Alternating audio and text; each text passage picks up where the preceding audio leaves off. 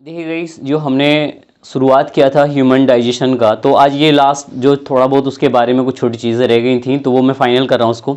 तो आज इसको हम फिनिश कर लेंगे इस यूनिट को कि ह्यूमन डाइजेशन के बारे में। तो देखिए गाइस, आपने जर्नली पढ़ा था कि ह्यूमन डाइजेशन के बारे में, थोड़ा रिकॉल भी कर लीजिए कि बच्चे ह्यूमन जो डाइजेशन है, एक्चुअल में आपने पढ़ा था कि सर मानव की जो पाचन तंत्र की क्रिया है, इसको 5 स्टेप 5 चरणों में मुकम्मल होती है। पहला इंजेशन होता है, फिर डाइजेशन, फिर उसके ऑब्जेक्शन होता है, उसके बाद में एसिमिलेशन, देन लास्ट में होता है डेफिकेशन, राइट। अब ये सारी जो प्रोसेस हो रही होती है, ये मनुष्य के शरीर में अगर आपसे पूछा जाए भाई मानव के शरीर में पाचन कहाँ पर होता है, तो पाचन होता है एलिमेंट्री कैनाल यानी कि आहार नाल में।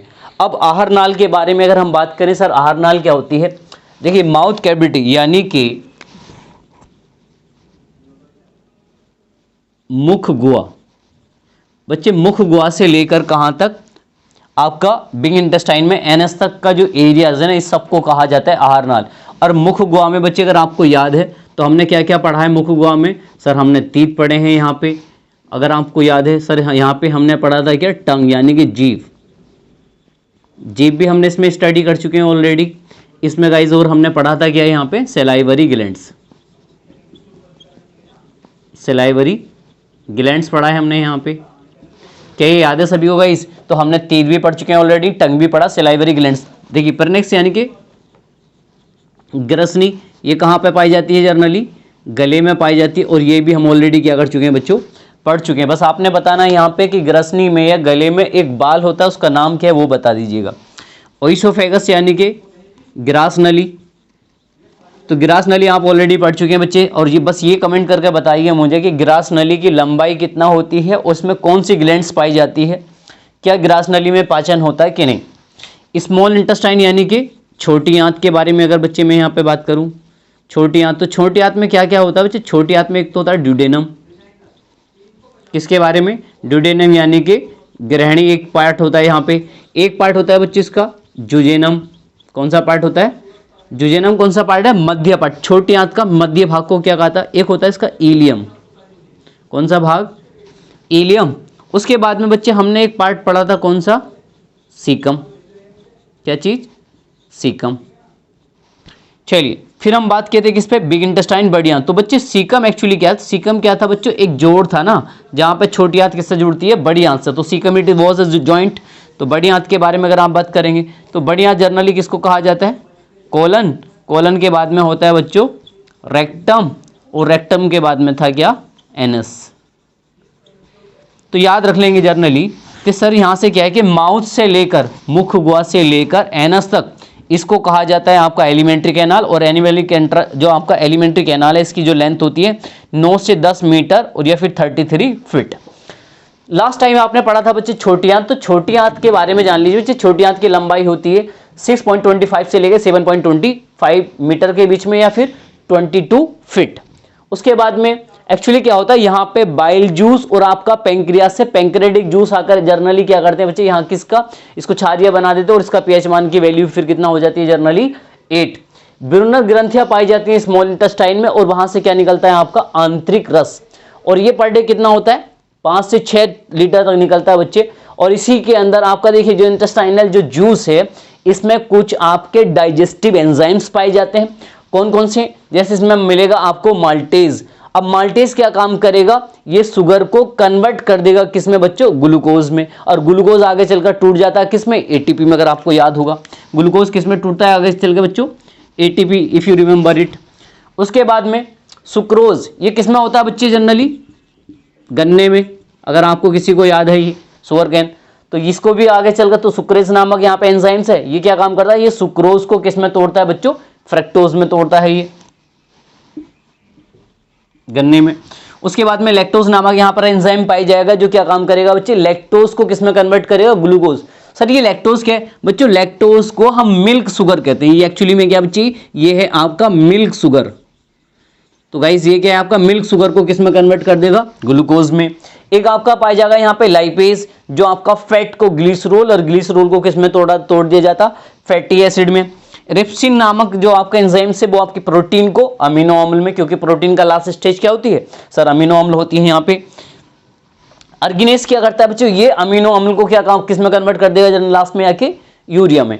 तो आपने क्या क्या पढ़ लिया बच्चों? देखो टीथ आप ऑलरेडी पढ़ चुके हैं, टंग पढ़ चुके हैं, सलाइवरी ग्लैंड्स पढ़ चुके हैं आप, प्रेनेक्स भी पढ़ लिया, ओइसोफेगस पढ़ लिया। उसके बाद में ड्यूडेनम, जुजेनम, इलियम, सीकम। तो यहाँ से अब क्या बचा है हमारे पास में? तो आज हमने छोटी आंत भी पढ़ ली है। अब आप बात करते हैं बिग इंटेस्टाइन की। तो बिग इंटेस्टाइन में अब हम क्या पढ़ने वाले हैं बच्चों? पहले हम पढ़ेंगे सीकम, कोलम, रेक्टम और एनस। चलिए आगे देखते हैं। बात करेंगे सीकम पे। तो एक्चुअली सीकम क्या है बच्चे? तो सीकम ये आप ऑलरेडी पढ़ चुके हैं।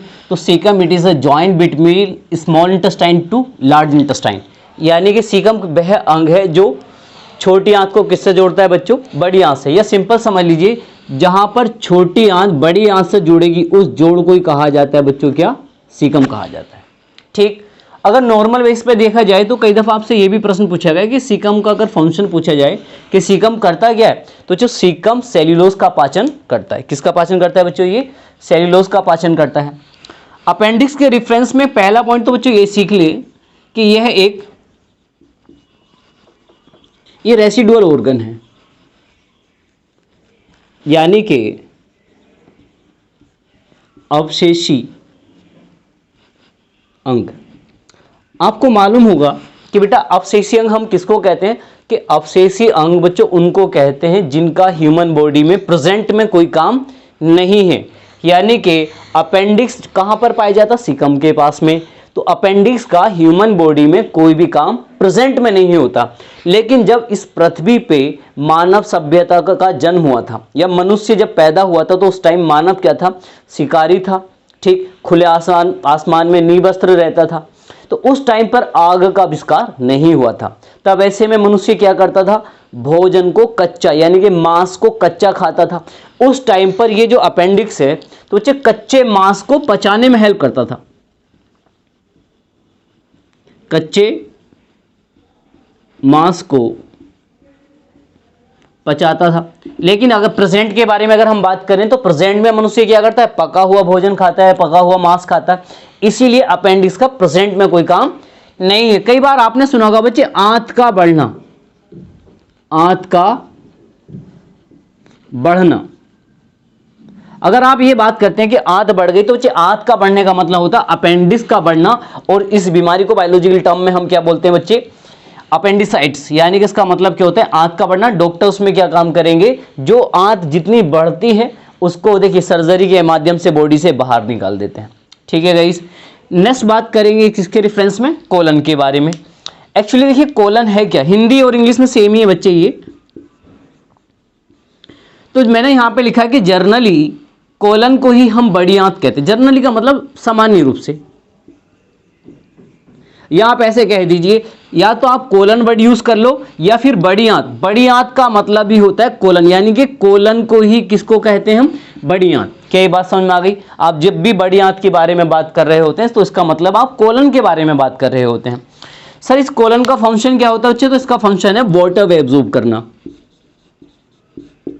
वाटर एब्जॉर्प्शन करना या वाटर को एब्जॉर्ब करना, पानी का अवशोषण।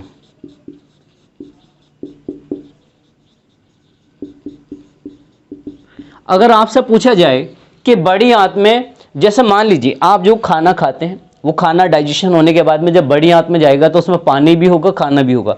लेकिन पोटी से पानी को ऑब्जर्व करके वो कौन करता है? ग्रहण कौन करता है? वो कोलन करता है। तो सीख लिया आपने, सर कोलन का फंक्शन होता है वाटर को एब्जॉर्ब करना।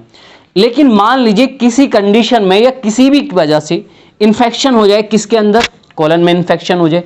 अगर कोलन में इन्फेक्शन हो गया तो कोलन क्या नहीं होगा बच्चे? कोलन के द्वारा जो वाटर है इसका एब्जॉर्प्शन नहीं होगा। जब इसका एब्जॉर्प्शन नहीं होगा, अवशोषण नहीं होगा, तो ऐसे में एक बीमारी हो जाएगी जिसको क्या कह सकते हैं आप? Loose motion. यानी कि कोलन क्या नहीं लेगी? वाटर नहीं लेगी। वो वाटर किस में मिलेगा? ठीक, चलिए जनरली। उसके बाद में आपने ये भी पढ़ाया था लास्ट टाइम पे मैंने कि कोलन में एक बैक्टीरिया यानी कि जीवाणु पाया जाता है। कोलन में क्या पाया जाता है? एक, हिंदी में कहेंगे जीवाणु। सर कोलन में एक बैक्टीरिया पाया जाता है जिसका क्या नाम है? E coli. नॉर्मल एग्जाम में यह भी प्रश्न मालूम किया गया आपसे कि ई कोलाई बैक्टीरिया कहां पर पाया जाता है? Sir E coli bacteria colon में पाया जाता है। ठीक है सर, ई कोलाई ये करता क्या है बच्चे? पहला थिंग्स, ई कोलाई जो बैक्टीरिया है तो ये कोलन से अपना भोजन ग्रहण करता है। फूड यानी कि भोजन। अगर आपसे पूछा जाए कि जो ई कोलाई बैक्टीरिया ये खाना कहाँ से खाता है, तो जो ई कोलाई बैक्टीरिया अपना भोजन कोलन से करता है। तो कोलन से क्या लिया इसने, भोजन लिया। तो भोजन तो लिया, लेकिन उसके बदले में ई कोलाई बैक्टीरिया कोलन को क्या देता है, प्रोटेक्शन देता है, यानी कि कोलन की रक्षा करता है। क्या ये बात समझ में आ गई आपको? यानी कि आपने ये सीखा सर ई कोलाई नामक जो बैक्टीरिया है ये कहां पर पाया जाता है, कोलन में। कई दफा कोलन ना आके यहाँ पे नाम मिल जाएगा बड़ी आंत, क्योंकि मैंने आपसे पहले कहा है कोलन का मतलब ही होता है बड़ी आंत। तो बड़ी आंत में पाया जाता है ई कोलाई बैक्टीरिया, जो अपना भोजन कोलन यानी कि बड़ी आंत से ग्रहण करता है और उसके बदले में क्या देता है उसको, प्रोटेक्शन यानी कि रक्षा करता है कोलन की। अगर कोई ऐसा लिविंग्स जो एक अपना किसी मतलब जो एक दूसरे पर डिपेंड होते हैं, हम उनको सिम्बायोटिक रिलेशंस कहते हैं। इसीलिए कहा जाए आपसे कि ई कोलाई बैक्टीरिया किस उसमें रहता है, तो आप याद रखिए ये ऐसे किसके रूप में रहता है, ये एज सेजिबी यानी कि सिम्बायोटिक रिलेशन में रहता है यहाँ पे। अगला पार्ट आता है रेक्टम यानी कि मलाशय। मलाशय में क्या होता है बच्चों, आपका बेस मटेरियल यानी कि पोटी वगैरह स्टोर होती है। उसके बाद एनस यानी कि गुदा या मलद्वार।